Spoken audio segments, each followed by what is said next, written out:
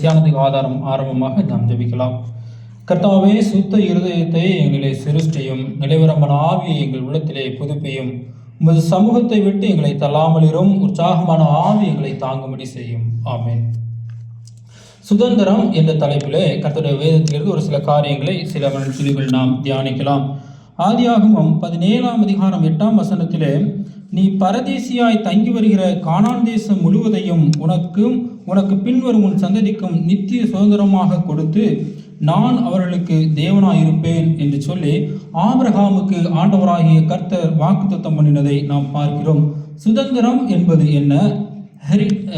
Inheritance. சுதந்திரம் என்பது நாம் ஒரு காரியத்தை பெற்று அதை நாம் ஆளுகை செய்வது. இந்த நாட்களிலே கர்த்தர் நமக்கு கொடுத்திருக்கிற அந்த காரியம் என்ன என்று சொல்லி நாம் தியானித்து கர்த்தருடைய நாமத்தை நாம் மகிமைப்படுத்தலாம். அருமையானவர்களே, நம்முடைய சுதந்திரம் என்ன என்பதை பேதுரு மூலமாக 1 பேதுரு 1:5 இவ்வாறாக கர்த்தர் நமக்கு வெளிப்படுத்தி இருக்கிறார்.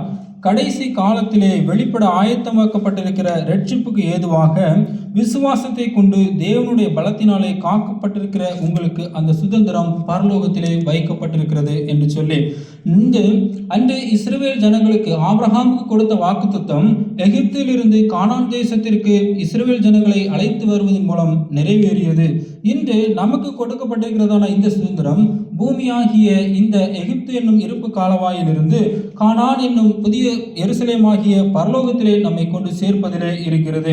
அருமையானவர்களே, இந்த சுதந்திரம் யாருக்கு கிடைக்கிறது என்பதை நாம் பார்க்கிற பொழுது வெளிப்படுத்தல் 21ஆம் அதிகாரம் 7ஆம் வசனம் இவ்வாறாக சொல்கிறது, ஜெயங்கொள்கிறவன் எல்லாவற்றையும் சுதந்திரித்துக் கொள்வான், நான் அவன் தேவனாயிருப்பேன், அவன் என் குமாரனாய் இருப்பான் என்று சொல்லி வேதம் தெளிவாக சொல்கிறது.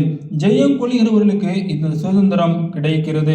கலாத்தியர்களை நாம் பார்க்கிற பொழுது பரிசுத்த பவுலடிகளார் மூலமாக கலாத்தியர் 4ஆம் அதிகாரத்திலே பரிசுத்த ஆவியானவர் நமக்கு வெளிப்படுத்தியிருக்கிற காரியம், கலாத்தியர் 4ஆம் அதிகாரம் 7ஆம் வசனத்திலே நாம் பார்க்கிற பொழுது, இனி நீ அடிமையாயிராமல் புத்திரனாயிருக்கிறாய், நீ புத்திரனே ஆனால் இயேசு கிறிஸ்துவின் மூலமாய் தேவனுடைய சுதந்திரனுமாய் இருக்கிறாய் என்று சொல்லி, இந்த சுதந்திரம் இயேசு கிறிஸ்துவின் மூலமாக அவர் நமக்கு சிலுவையில் பட்ட பாடுகள், அவர் உயிர்த்தெழுந்த அந்த பரம ஸ்லாக்கியத்தின் மூலம் நமக்கு கிடைக்கிறது. காரணம், நாம் அவருடைய இரத்தத்தால் கழுவப்பட்டு அவருடைய புத்திரர் என்னப்படும் ஒரு பாக்கியத்தை பெறுகிறோம். எனவே பரலோகமாகிய பரம எருசலேமை சுதந்திரித்து தேவனோடு ஆளுகை செய்யக்கூடிய ஒரு சுதந்திரத்தை நாம் பெறுகிறவர்களாக இருக்கிறோம். மூன்றாவதாக எபேசியர் 1ஆம் அதிகாரம் 12ஆம் வசனத்தை நாம் பார்க்கிற பொழுது, தமது சித்தத்தின் ஆலோசனைக்கு தக்கதாக எல்லாவற்றையும் நடப்பிக்கிற அவருடைய தீர்மானத்தின்படியே நாங்கள் முன்குறிக்கப்பட்டு கிறிஸ்துவுக்குள் அவருடைய சுதந்திரமாகும்படி தெரிந்து கொள்ளப்பட்டோம். அதாவது தெரிந்து கொள்ளப்பட்டவர்களுக்கு அந்த சுதந்திரம் கிடைக்கிறது. இன்று கர்த்தர் நம்மையும் தெரிந்து அவருடைய சந்நிதியிலே வைத்து நம்மை அந்த சுதந்திரத்தை சுதந்திரித்துக் கொள்ள ஒரு பாக்கியவான்களாக, தேவனோடு ஆளுகை செய்ய ஒரு பாக்கியவான்களாக மாற்ற அவர் நம்மை தெரிந்து வைத்திருக்கிறார். எனவே ஜெயம் கொள்கிறவர்கள், தேவனுடைய புத்திரராய் இருக்கிறவர்கள், அன்னும் தெரிந்து கொள்ளப்பட்ட ஒவ்வொருவரும் அந்த சுதந்திரத்திலே பங்கடைய செய்ய தேவன் வல்லவராய் இருக்கிறார். அந்த சுதந்திரம் எப்படிப்பட்டது என்பதை நாம் பார்க்கிற பொழுது 1 பேதுரு 1ஆம் அதிகாரம் 4ஆம் வசனம் இவ்வாறாக சொல்கிறது, அவர் இயேசு கிறிஸ்து மரித்தோரிலிருந்து எழுந்ததினாலே அழியாததும் மாசற்றதும் வாடாததுமாகிய சுதந்திரத்துக்கு ஏதுவாக ஜீவனுள்ள நம்பிக்கை உண்டாகும்படி தமது மிகுந்த இரக்கத்தினாலே நம்மை மறுபடியும் ஜெனிப்பித்தார். அதாவது அந்த சுதந்திரத்தை குறித்து பேதுரு இவ்வாறாக சொல்கிறார், அழியாத அந்த சுதந்திரம், மாசற்ற சுதந்திரம், வாடாததுமாகிய சுதந்திரம். பரம சுதந்திரமாகிய பரிசுத்த பரலோகத்தை நாம் சுதந்திரித்துக் கொள்ளும் பொழுது அழியாததும் மாசற்றதும் வாடாததுமாகிய நித்திய சுதந்திரத்திலே நாம் பங்கடைய தேவன் நமக்கு கிருபை செய்கிறவராய் இருக்கிறார். அருமையானவர்களே, அன்று இந்த எகிப்திலிருந்து இஸ்ரவேலுக்கு கடந்து வந்த ஜனங்களுடைய பாதையை நாம் பார்க்கிற பொழுது அவர்கள் செங்கடல், வனாந்திரம் என பலதரப்பட்ட சூழ்நிலைகளை கடந்து வந்ததை நாம் பார்க்கிறோம்.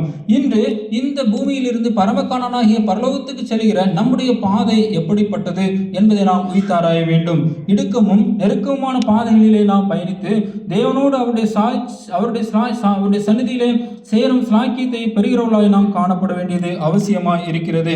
அருமையானவர்களே, இந்த எகிப்திலிருந்து இஸ்ரவேல் ஜனங்கள் இஸ்ரவேலுக்கு வரும் பொழுது அவர்கள் கண்ட ஒரு காரியம் என்னவென்று சொன்னால், என்னாகும் 22ஆம் அதிகாரம் 3ஆம் வசனத்திலே பார்க்கிற பொழுது, பாலாக் என்கிற ஒரு மோவாபிய ராஜா பிலேயாம் என்கிற ஒரு தீர்க்கதரிசியை அழைத்து இஸ்ரவேல் என்னும் தேவனுடைய புத்திர ஜனங்களை அவன் சபிக்க வேண்டும் என்று சொல்லி அழைக்கிறான். ஆனால் கர்த்தர் ஆசீர்வதிக்கிற ஜனங்களை நான் சபிப்பது எப்படி என்று சொல்லி அந்த பிலேயாம் என்கிற ஒரு மனிதன் அந்த ஜனங்களை சபிக்காமல் ஆசீர்வதிக்கிறதை நாம் பார்க்கிறோம். இதை என்னாகமம் 22ஆம் அதிகாரத்திலே நாம் பார்க்க முடியும். அருமையானவர்களே, இந்த பிலேயாமுடைய காரியம் என்ன என்பதை யூதா 11ஆம் வசனத்திலே இவ்வாறாக கூறுகிறார். இவர்களுக்கு ஐயோ, இவர்கள் காயினுடைய வழியிலே நடந்து பிலேயாம் கூலிக்காக செய்த வஞ்சகத்தில் விரைந்தோடி கோரா எதிர்த்து பேசின பாவத்துக்குள்ளாகி கெட்டுப்போனார்கள் என்று சொல்லி பிலேயாம் கூலிக்காக வஞ்சகம் செய்தான் என்று சொல்லி அந்த யூதா 11ஆம் வசனத்திலே இவ்வாறாக கூறியிருக்கிறார். அந்த பிலேயாம் என்ன செய்தார் என்பதை கர்த்தராகிய தேவன் வெளிப்படுத்தின விசேஷத்திலே இவ்வாறாக வெளிப்படுத்தியிருக்கிறார். அவர் 7 குத்துவிளக்குகளின் மத்தியிலே உலாவுகிற தேவன் அவர் கர்ஜித்து சொல்லும் பொழுது என்ன சொல்கிறார்? வெளிப்படுத்தல் 2:14, ஆனாலும் சில காரியங்களை குறித்து உன் பேரில் எனக்கு குறையுண்டு. விக்கிரகங்களுக்கு படைத்தவைகளை புசிப்பதற்கும் வேசித்தனம் பண்ணுவதற்கும் ஏதுவான இடரலை இஸ்ரவேல் புத்திரருக்கு முன்பாக போடும்படி பாலாக் என்பவனுக்கு போதனை செய்த பிலேயாமுடைய போதகத்தை கற்கிலுறவர்கள் உன்னிடத்தில் உண்டு என்று சொல்லி, இன்று இஸ்ரவேல், இன்று எகிப்திலிருந்து கானானுக்கு வந்த ஜனங்கள், இன்று பூமியிலிருந்து பரலோகத்துக்கு செல்கிற நாம் நம்மை ஒப்பிட்டு பார்ப்போம்.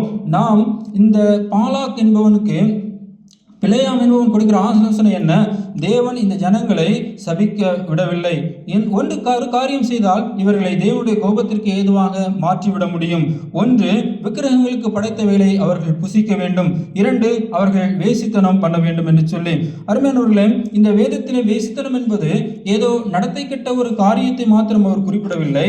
எரேமியாவிலே குறிப்பிட்டிருக்கிறார் தெளிவாக. 3ஆம் அதிகாரம் 9ஆம் வசனத்தை நாம் பார்க்கிற பொழுது அவர்கள் கல்லோடும் மரத்தோடும் உபச்சாரம் பண்ணினார்கள் என்று சொல்லி, அதாவது வேறு ஆசை, அதாவது தேவனை தவிர, தேவன் நம்முடைய நாயகராய் மணவாளனாய் இருக்கிற நம்முடைய தேவனை தவிர வேறு எந்த உலக காரியமோ, தேவனை விட்டு நம்மை பிரிக்கிற எந்த காரியத்தின் மீது நாம் அன்பு வைக்கிறோமோ அதை அவர் அப்படி வேசித்தனம் என்று சொல்லி, அதாவது தேவனை விட்டு விலகுகிற ஜனங்களை வேசித்தனம் செய்தார்கள் என்று சொல்லி எரேமியாவிலே அவர் குறிப்பிட்டிருக்கிறதை நாம் அறிந்து கொள்ள முடியும்.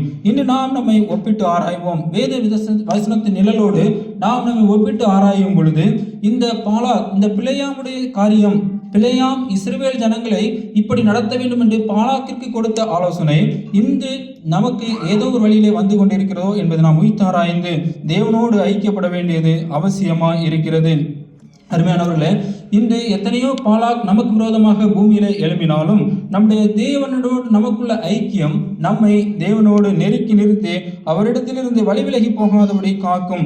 இதனை நாம் சங்கீதம் 119 165ஆம் வசனத்திலே சங்கீதக்காரன் இவ்வாறாக சொல்கிறார், நம்முடைய வேதத்தை நேசிக்கிறவர்களுக்கு மிகுந்த சமாதானம் உண்டு, அவர்களுக்கு இடரில்லை என்று சொல்லி, நாம் இடராமல் பரலோகமாகிய பரமகானானிலே சேருவதற்கு வேதத்தை நேசிக்க வேண்டியது அவசியமாக இருக்கிறது.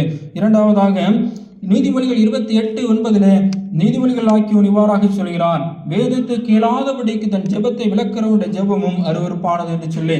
எனவே இந்த பரமகானானை நோக்கிய நம்முடைய பயணத்திலே நாம் செய்ய வேண்டியது தேவனோடு உள்ள ஜெபம், தேவனோடு உள்ள ஆராதனை, தேவனோடு உள்ள வேத வாசிப்பிலே நாம் நிலைத்திருக்க வேண்டும். நம்மை நாமே ஓய்த்தாராய்வோம். என்னுடைய தனிப்பட்ட வாழ்க்கையிலே எவ்வாறான என்னுடைய சூழ்நிலை காணப்படுகிறது? இன்று பாலாக், பிலேயாம் என்பவர்களுடைய ஆலோசனையை நான் பின்பற்றுகிறேனா? இன்று கர்த்தர் என்னை குறித்து ஒரு தராசிலே நிறுத்தி பார்ப்பாரானால் ஒரு குறை உண்டு என்று என்னை பார்த்து சொல்வாராம்? இல்லை, என்னை நிறைவாக காணப்பட்டா என்று சொல்லி என்னை ஆசீர்வதிப்பாரா என்பதை நாம் ஓய்த்தாராய்வோம். அருமையானவர்களே, இந்த சுதந்திரம் நமக்கு பரலோகத்தில் இருக்கிற சுதந்திரத்தை நாம் பெற்றுக்கொள்கிற இந்த பயணத்திலே கர்த்தர் நமக்கு உறுதுணையாயிருந்து பரலோகம் என்கிற நல்ல சுதந்திரத்தை பெற்று அவரோடு ஆளுகை செய்யும் கிருபையை தருவாராக. நம்மை நாமே உய்த்தாராய்வோம். தேவனோடு இணைந்துள்ள பரிசுத்த வாழ்க்கையில் நம்மை நிலைத்துக் கொள்வோம். கர்த்தர் தாமே ஆசீர்வதிப்பாராக. ஆமென்.